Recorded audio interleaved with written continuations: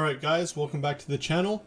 It's been a while, but the Euros have just finished a couple days ago, and we are here to preview the new season.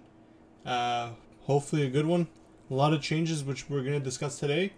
I'm going to go into details in specific videos. I just, for today, just want to do an overview and see what we can do for the season and where things are headed for our beautiful club. So the first thing I want to talk about is about the exits so far that have been confirmed. Number one being Zidane, which was probably our biggest, and Ramos, which is our other biggest.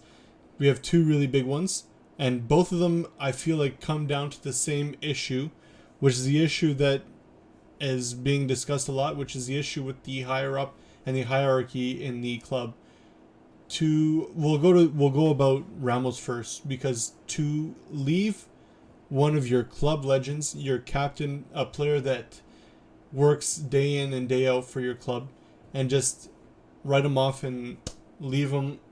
Like, they offered him a contract, but they knew what he wanted. He wanted 2 years, and they gave him 1.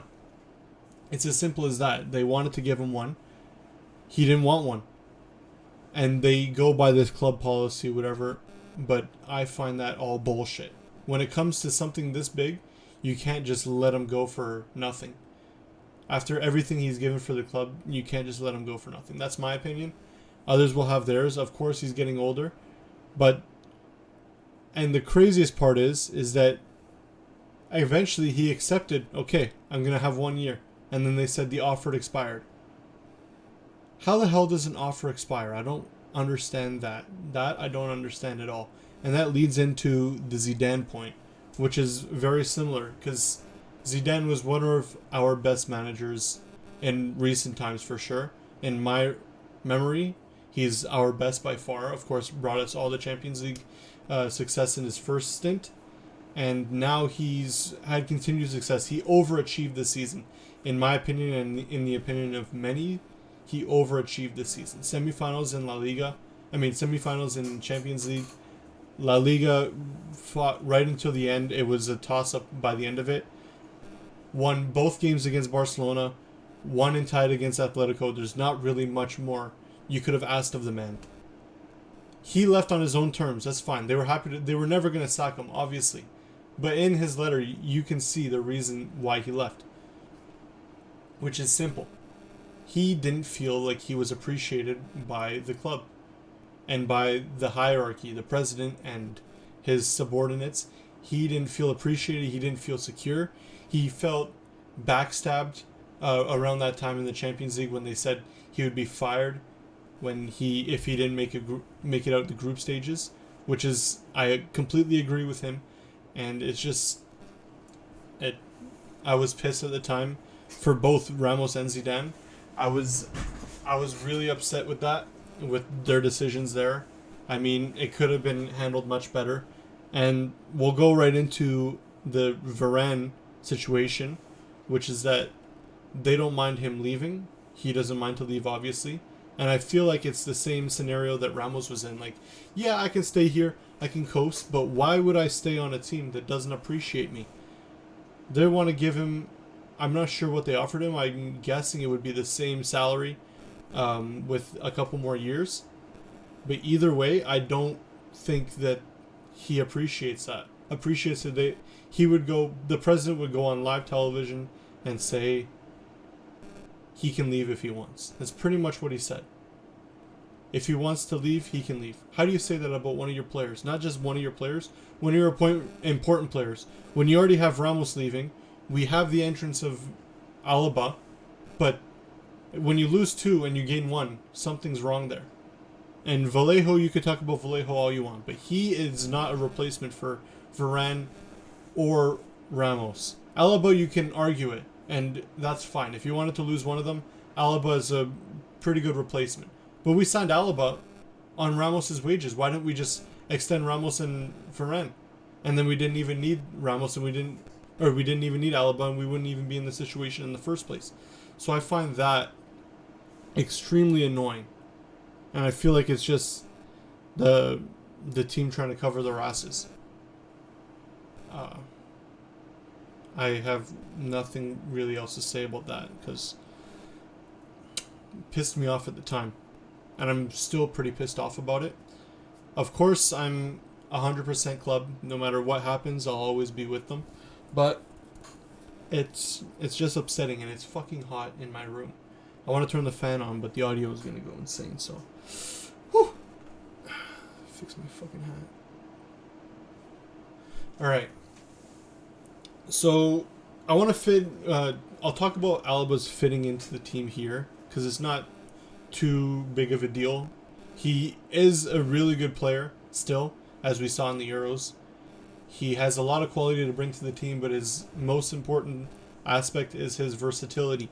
He will fill in at center back. He might even start the first game at center back, depending on signings and exits, which I'll talk about.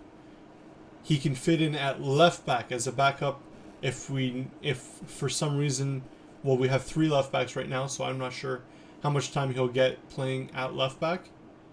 But the most important one is at CDM, to give Casemiro some much needed rest. I think Casemiro really hasn't had an understudy since what's his name left? The guy in Atletico. Llorente. Since Llorente left, he hasn't really had much of an understudy or someone to back him up. Now we have Blanco, which is good, but that was at the later half of last season. If, heaven forbid, if Casemiro went out with a devastating injury, who would we put there? I don't trust Blanco yet. I don't think anyone should. Nor should we expect should he be expected to fill in that spot.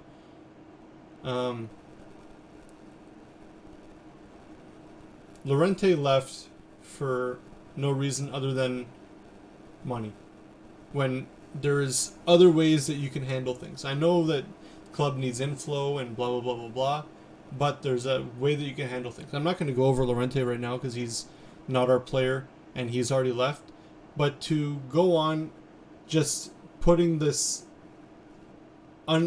extraordinary pressure on players like Modric at his age, like Casemiro at his age, not at his age, but Casemiro will play every single game last season. Without Alaba, who knows, he would play every single game this season. I don't want to turn this into a rant or bashing the team because I fucking love this team, but it's insane. Potential exits is something that I want to touch on as well, and I'll go deeper on in a later video, and I'll go on kind of how I expect us to line up with Ancelotti's system. But essentially, exits that I see, I think Kubo will go on loan again.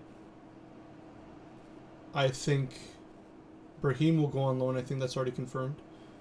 Ceballos, I hope, if he says that he wants a place in the team, all these players do, obviously. The thing that with Zidane was that he had his favorites, and he picked his favorites based on who he liked and who he can trust. So players like Ceballos never really got a chance. Players like Odegaard never really got a chance. I think Odegaard will get his chance this season. I don't think he's going anywhere. I think he's a generational talent, and I think everybody appreciates him at the team. Zidane was just a tricky guy to deal with, and that's a good thing and a bad thing. It was a good thing for him because guess what? It worked. He trusted the players that he trusted and got the results, so why not? But anyone else that I see leaving, I hope Isco doesn't leave because I think Isco, with the proper fitness staff that we have now, can still be a help to the team. Jovic, I hope, doesn't leave. Mariano can, if he wants.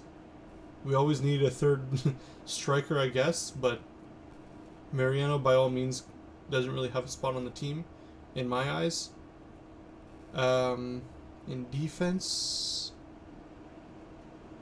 we need all the help we can get in defense. Marcelo's staying because he's our captain, so that's the only one I would see leaving. Backup goalie Lunin, I don't think he's going anywhere. I think he'll fight for the spot eventually. Maybe, I don't know. Midfield, Ceballos can go on loan. I don't really see anyone else leaving. Forwards, Asensio recently came out and said that he's going to stay. I wouldn't mind seeing Asensio leave if that means that we're bringing in someone like Mbappe.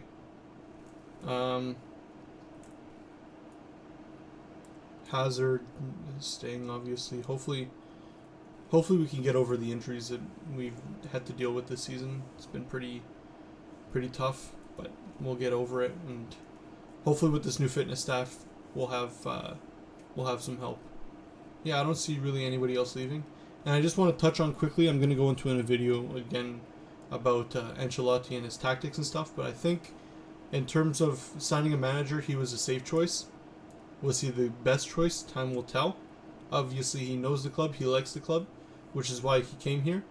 I think regardless, a manager would just is placed there as a face behind what the board is doing. So I don't think Ancelotti will have much say in signings, in who's going to leave. Talking about signings and who's going to leave, Bale is a big one that I didn't even think of until now, because he is coming back. Will he leave? If he leaves on loan, then we're going to be paying a lot of his wages still. So, and I don't think anybody's going to buy him off of us unless he leaves on a free, which I doubt. So I probably see him being a Real Madrid player this season. Whether or not he's going to help the team remains to be seen. But who knows? I forgot about him, but Ancelotti did talk about him in his press conference. But what was I saying about Ancelotti? I got sidetracked. I just think Ancelotti. Oh right, he was the easy and the safe pick as manager. I personally wanted Conte. Conte still doesn't have a job, and I think he would have been open to the idea of coaching for Real Madrid with proper backing. But obviously, the way it is that as a manager of Real Madrid, you just do whatever the board tells you to. They're kind of putting you out there, and they're doing everything in the back end. Obviously, you have a say, but I don't think someone like Conte will have much of a say when he's never been at the club before. Someone new at the club, like when it was Lopetegui and Solari, how much say did they really have in signings and what was done? Not much at all. And then Zidane came back. Of course, he had a little bit of a grip on it because he had the trust, like Ancelotti did.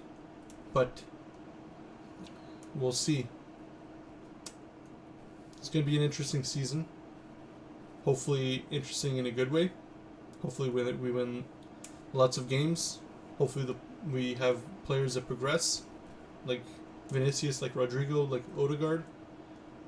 And I hope that all these rumors of Mbappe coming, I hope Mbappe comes, obviously.